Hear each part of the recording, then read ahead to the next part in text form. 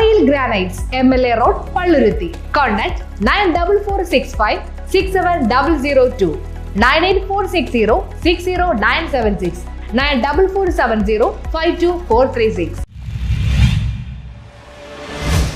അഹമ്മദിയ മുസ്ലിം ജമാഅത്ത് UK ദേശീയ സമ്മേളനം സമാപിച്ചു.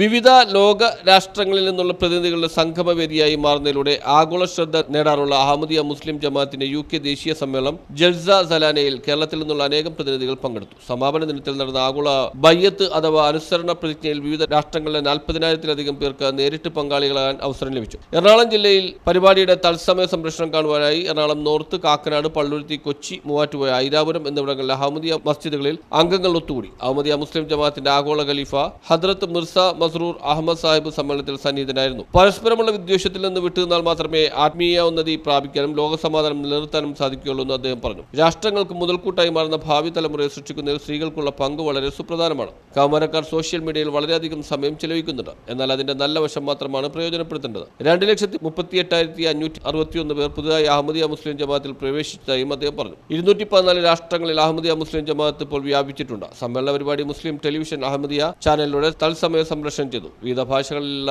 തർജ്ജമയും ഉണ്ടായിരുന്നു. കേരളത്തിൽ നിന്നുള്ള പ്രതിനിധികൾ സമ്മേളന വേദിയിൽ മലയാള ഗാനം ആലപിക്കുന്നതിനുള്ള സുവർണാവസരവും ലഭിച്ചു. 147 രാഷ്ട്രങ്ങളിൽ നിന്നുള്ള പ്രതിനിധികൾ പങ്കെടുത്തു. സമ്മേളനത്തിൽ ലോക സമാധാനത്തിനു വേണ്ടിയും ലോകത്ത് ഇപ്പോൾ നിലനിൽക്കുന്ന 3ാം ലോക മഹായുദ്ധത്തിന്റെ ഭീഷണിയിൽ നിന്നും രക്ഷ പ്രാപിക്കുന്നതിനായി പ്രത്യേക പ്രാർത്ഥനകൾ നടത്തി. News bureau, Kochi.